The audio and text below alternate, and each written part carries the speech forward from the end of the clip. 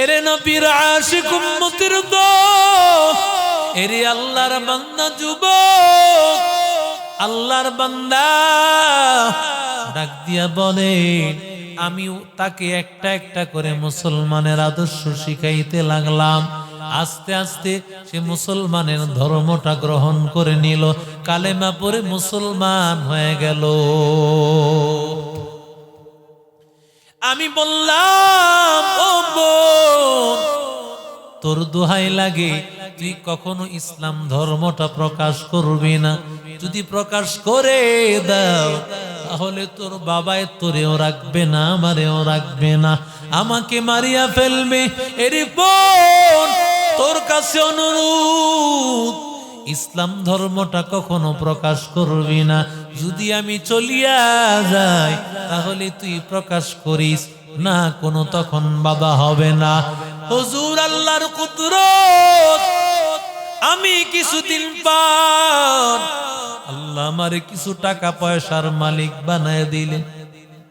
আমি তার কাজ ছাড়িয়া দিলাম, এই মেয়েটার বাবার কাজ ছাড়িয়া দিলাম। ছাড়িয়া দেওয়ার উপর কিছুদিন পরে আল্লাহর কুদরত, আমি হঠাৎ করে জানতে পারলাম ওই মেয়েটা মারা গিয়েছে। মেয়েটা মারা যাওয়ার পর আমি পাগলের মতো হয়ে গেলাম, কারণ আমি জানি ওই মেয়েটার মধ্যে আল্লাহর কি পরিমাণ মায়া, আল্লাহর কি পরিমাণ মুহাব্বত। মাঝে মধ্যেই মেয়েটা বলতো, হুজুর, আমার তো মনে চায় আমি বলিয়া দিব, আমি ইসলাম ধর্মটা প্রকাশ করিয়া দিব। কারণ আল্লাহর বান্দারা যারা আল্লাহকে ভালোবাসে তারা আল্লাহর মহব্বত গোপন রাখতে পারে না, আল্লাহর মায়া গোপন রাখা যায় না। এরে আল্লাহর গোলাম, এরে নবীর আশিক উম্মতের দল, আল্লাহর বান্দা যুবক, আল্লাহর বান্দা যুবকটা ডাক দিয়া বলে, এই মেয়ের মধ্যে আমার নবীর প্রতি কেমন মায়া আমি জানি। এই মেয়েটা, তার বাবা তাকে খ্রিস্টানের কায়দায় দাফন করবে না, না, আমি তো জানি মেয়েটা মুসলমান, আর কেউ জানে না। আমি দৌড়াইয়া ওই মেয়ের বাড়িতে হাজির, মনে মনে চাইলাম মেয়েটাকে নিয়া মুসলমানের কায়দায় আমি ওকে মুসলমানের কবরে দাফন করব। কিন্তু আমি দাঁড়াইয়া রইলাম, আমি মনে মনে চিন্তা করলাম আমি এই কথা বলে ফেলবো যে ওরে দাফন করিও না, আরে মুসলমানের কায়দায় দাফন কর, কারণ ও খ্রিস্টান না, ও মুসলমান। কিন্তু না না, এ কথাটা বলবার মতো সাহস আমার হলো না, কারণ যদি আমি বলি আমারেও সাথে সাথে দাফন করিয়া ফেলবে। আমি এই কথা বলতে পারলাম না, আমি চোখের পানি ছাড়িয়া আল্লাহকে বলতেছি, ও মালিক, আয় আল্লাহ, তোমাকে সারা বলার কোনো রাস্তা নাই। আয় আল্লাহ, তুমি সারা তো আর কেউ নাই রে আল্লাহ, তুমি জানো। আয় আল্লাহ, এই মেয়েটা তোমারে কত ভালোবাসে, তোমারে কত মায়া করে, তোমার নবীর কত ভালোবাসে। চোখের পানি দিয়া আমি মেয়েটাকে শেষ বিদায় দিলাম। আমার কিছুই করার ছিল না, তবে আমার দিলে দিলে বিশ্বাস ছিল আল্লাহ আমারে কোনো কুদরত হয়তো দেখাবেন। আমি যখন বাইতুল্লাহ হজ করতে যখন ছিলাম, এমন সময় মেয়েটার আমি খবর শুনিয়া যখন শুনলাম ফ্রান্সের কোন মেয়ের কবরের মধ্যে লাশ পাওয়া গিয়েছে, মনের মধ্যে তখন আমার একটা বিশ্বাস হয়ে গেছে, হতে পারে ওই মেয়েটা, যেই মেয়েটা আমার হাতে হাত রাখিয়া কালেমা পড়ে মুসলমান হয়ে গেছে।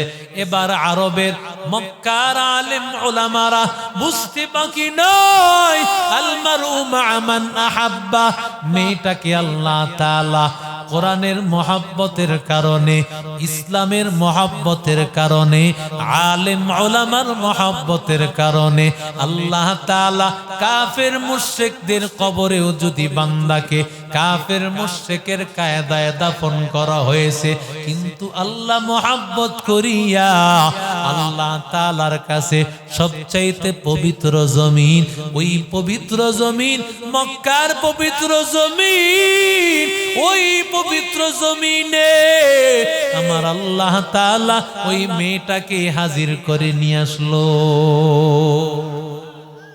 এরে আল্লাহর বান্দা, কিন্তু আলিমেরা বড় অবাক, কি ব্যাপার?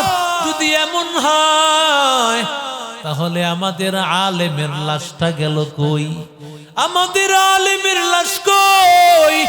ও যুবক, বাইতুল্লাহর হজ সারিয়া যখন তুমি ফ্রান্সের দেশে যাইবা, তোমার কাছে অনুরোধ, তুমি সেখানে গিয়া তোমাদের মেয়ের ওই কবরটা একটু তালাশ করে দেখবা, সেখানে আমাদের আলেমের লাশ আছে নাকি। এরে আল্লাহর বান্দা, যুবক আল্লাহর গোলাম, বাইতুল্লাহর হজের কার্যক্রম সারিয়া আল্লাহর বান্দা যুবক, আল্লাহর বান্দা যুবক হজ করিয়া যখন কার্যক্রম শেষ করেছে, ফ্রান্সে যাওয়ার পরে ওই আল্লাহর বান্দা গিয়া ওই মেয়েটার বাড়িতে হাজির হয়ে গেল। ডাক দিয়া বলে, আল্লাহ তাআলা এই বছর আমাকে হজে নিয়েছেন, হজের মধ্যে গিয়া আজীব একটা ঘটনা দেখলাম, তোমাদের মেয়ের লাশটা সেই বাইতুল্লাহর জমিনে দেখলাম। আরো জোরে বলেন। এরি আল্লাহর বান্দা যুবক, ওই মেয়েটার পরিবার ডাক দিয়া বলেন, না না, এটা কিভাবে সম্ভব? কারণ ওটা মুসলমানের জমিন, ওটা পবিত্র জমিন, আর আমার মেয়ে তো মুসলমান না। মুসলমান যদি না হয় তাহলে আমাদের মেয়েটার কবর সেখানে যাবে কিভাবে? আল্লাহর বান্দা যুবক আগে তো ভয় পাইছে, কারণ তার কাছে টাকা ছিল না, এখন সে তো টাকাওয়ালার সামনে কথা বলতে বাধা নাই। দেখেন না, টাকাওয়ালা যদি হয় তার বাড়িতে মন্ত্রীরা আসিয়া চা খেতে আসে, কথা বলেন না কেন? টাকা হইলে কিছু লাগে না।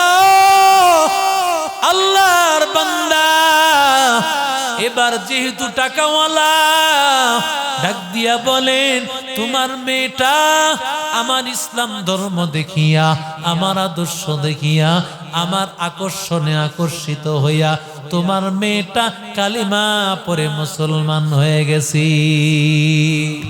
এরে আল্লাহর বান্দা যুবক, এরে আল্লাহর গোলাম, আল্লাহর বান্দা ডাক দিয়া বলে, তবে কথা বুঝেছি, যদিও মুসলমান হয়েছে কথা মানলাম, মুসলমানের মধ্যে আমার মেয়ের কবরটা সেখানে, লাশটা সেখানে গেল, এটা কিভাবে সম্ভব? অন্য কারো লাশ হতো যেতে পারে, আমাদের মেয়ের লাশটা গেল কিভাবে? তুমি নিশ্চিত ভাবে বলতে পারলা? যদি বিশ্বাস না হয় তোমাদের মেয়ের কবরটা একটু তালাশ করে দেখো। এই কথা বলার পর পরিবারের লোকজনেরা চিন্তা করলো, একটু তদন্ত করিয়া দেখি। বারবার যেহেতু বলতেছে, এবার সবাই আসিয়া কবরের সামনে হাজির। এরে আল্লাহর বান্দা, কবরের সামনে আসার পর এবার কবরটা যখন খনন করা হলো, কবরটা খনন করার পরে আল্লাহর বান্দারা তাকাইয়া দেখি ওই কবরের মধ্যে তাদের মেয়ে নাই, কবরের মধ্যে একজন আলেমের লাশ দেখা যায়। এরে আল্লাহর বান্দা যুবক, এই খবর সৌদি আরবের মধ্যে চলে গেল। সৌদি আরবে এই খবর যাওয়ার পর আলেম ওলামারা এবার আবার মিটিং এ বসে গেল। ব্যাপারটা কি? মেয়েটার লাশটা ওই অপবিত্র জমিন থেকে পবিত্র জমিনে আসার কারণটা আমরা জানতে পারলাম। কারণ আলমার উমা মান আহাব্বা, মহিলাটা কোরআনকে মহাব্বত করত, আলেমকে মহাব্বত করত, নবীর আদর্শকে ভালোবাসতো। তাই আল্লাহ তাআলা যদি অপবিত্র জমিনে আল্লাহ তাআলার বান্দাকে দাফন করা হয়েছে, কিন্তু আল্লাহ মহাব্বতের কারণে আল্লাহ পবিত্র জমিনে কবর পাঠায় দিয়েছে। কিন্তু আশ্চর্য ব্যাপার, আমাদের আলেমের লাশটা পবিত্র জমিন থেকে অপবিত্র জমিনে যাওয়ার কারণটা কি সেটা তো জানতে পারলাম। এবার আলেমের তদন্ত করা শুরু করলো, এলাকার মধ্যে তদন্ত শুরু হয়ে গেল। সবাই বলে এই আলেমের মতো এত ভালো মানুষ নাই, তাহাজ্জুদ গুজার, চার তেসরা কাওয়াবিন সব নামাজ আদায় করে, মানুষের সাথে ব্যবহার ভালো, আমল আখলাক ভালো, সব কিছু ভালো। যদি এমন হয় তাহলে আল্লাহ তাআলা কেন ওই অপবিত্র জমিনে নিয়ে গেলেন? আলেমেরা চিন্তা করলেন আসল খবরটা হয়তো ম্যাডামের কাছে জানা যাবে, স্ত্রীর কাছে জানা যাবে। কারণ স্বামী কয় নম্বর, কেউ না জানলে বিবি জানে, স্ত্রী জানে, ঠিক কিনা? কারণ নবী বলেন খায়রুকুম খায়রুকুম লিআহলিহি, তোমাদের মধ্যে সেরা হলো যারা বিবির কাছে সেরা, স্ত্রীর কাছে সেরা।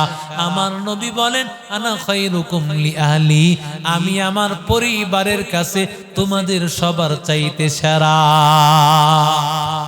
এরি আল্লাহর বান্দা যুবক, এবার আলেমেরা ওই বিবির কাছে পর্দার আড়াল থেকে বলে, ও বোন, তোমার স্বামী কেমন?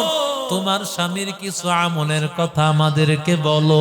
বিবি ডাক দিয়া বলে, আমার স্বামীর মতন এমন আল্লাহওয়ালা নাই, আমার স্বামী অনেক বড় আল্লাহওয়ালা, আমার স্বামী তাহাজ্জুদ গুজার, আমার স্বামী আল্লাহ তাআলার জন্য মগ্ন হইয়া একান্তভাবে সব সময় ইবাদতে লেগে থাকে, আমার হক আদায় করে, সব সময় তার চলাফেরা আমল আখলাক কোনো কিছুর মধ্যে ত্রুটি নাই। যদি এমন হয় তাহলে আমাকে একটু বলো বোন, তোমার স্বামীর লাশটা পবিত্র জমিন থেকে কেন অপবিত্র জমিনে গেল? এবার স্ত্রী ডাক দিয়া বলেন, আমার কাছে একটা কথা বারবার বারবার আমার কাছে মনে হইতেছে, ওই একটা কথাই আমার কাছে বারবার মনে হইতেছে।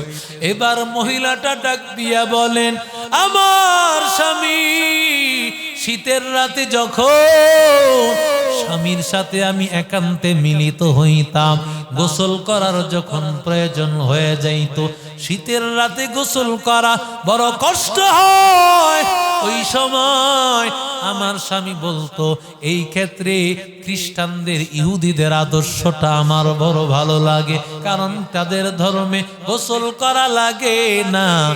আমার স্বামী জবান দিয়ে এই কথাগুলো বলতো, কিন্তু আমার স্বামী গোসল ঠিকই করত। এরে আল্লাহর বান্দা, এরে নবীর আশিক উম্মতের দল, এরে যুবক, ও মোহাম্মদপুরের যুবক, আল্লাহ তাআলার বান্দা সে কিন্তু খ্রিস্টানের আদর্শ গ্রহণ করে নাই, খ্রিস্টান হয়ে যায় নাই, কোনো আমলও পালন করে নাই, শুধুমাত্র জবান দিয়েই কথা বলেছে। খ্রিস্টানের ওই আদর্শটা আমার কাছে ভালো লাগে। এরি আল্লাহর বান্দা, এই কথা বলার কারণে আল্লাহ তাআলা তাকে আল্লাহ তাআলা কেমন হালত দিয়া দিলেন রে বান্দা। এরি আল্লাহর বান্দা, তুমি বলো আমার কাছে অমুক ছবির জগতের নায়ককে ভালো লাগে, আমার কাছে নায়িকাকে ভালো লাগে, আমার কাছে অমুককে ভালো লাগে। এরে আল্লাহর বান্দা, তোমার কাছে যদি আলেম ভালো না লাগে, এরে আল্লাহর গোলাম, তোমার কাছে যদি আল্লাহওয়ালারা যদি ভালো না লাগে, বুঝতে হবে তোমার মতো কপাল পোড়া কেউ নাই। আলেমদেরকে যদি বান্দা ভালোবাসতে পারো, ছোট ছোট বাচ্চারা তাকাইয়া দেখো না, এই ছোট ছোট বাচ্চাগুলো, অনেক বাচ্চারা মাদ্রাসায় পড়াশোনা করে, ওদের মা নাই বাবা নাই। এই ছোট ছোট বাচ্চা 7 বছর 8 বছরের বাচ্চাগুলো, তাকাইয়া দেখ বাচ্চাগুলো কি সুন্দরভাবে কোরআন তেলাওয়াত করে। যেই বয়সে আমি আপনি হাফ প্যান্ট পরিয়া চলতাম, 10 বছর 11 বছর 12 বছরে, এই বাচ্চাগুলো আমার মালিক আল্লাহর কালাম তেলাওয়াত করে।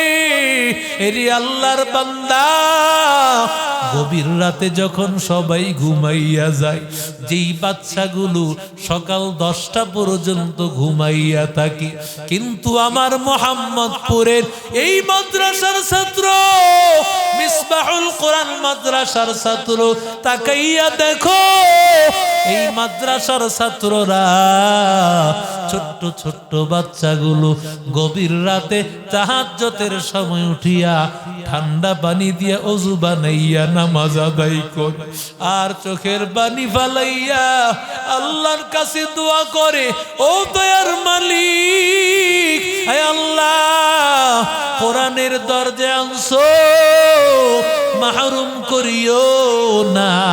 হে আল্লাহ, তুমি কোরআনের হাফেজ বানাইয়া দাও, কোরআনের আলেম বানাইয়া দাও। এরি আল্লাহর বান্দা, ওই ছাত্রের প্রতি যদি তোমার মহব্বত হয়, ভালোবাসা হয়, আল্লাহ তাআলা এই মহব্বতের কারণে তোমারেও জান্নাত দিবেন। কারণ বাংলা, এই ছোট্ট বাচ্চাগুলো হাফেজ যখন জান্নাতে চলে যাবে, ওর উসিলায় আল্লাহ তাআলা তোমাকেও কিন্তু জান্নাতে না নিয়ে যাবে না। আলেম যখন জান্নাতে যাবে, হাফেজ যখন জান্নাতে যাবে, ওই হাফেজ আর আলেম তোমারে না নিয়ে যাবে না। এরে আল্লাহর বান্দা, এখানে অনেকে আসো, অনেকের মা বাবা অন্ধকার কবরে চলে গেছে। এরে আল্লাহর বান্দা,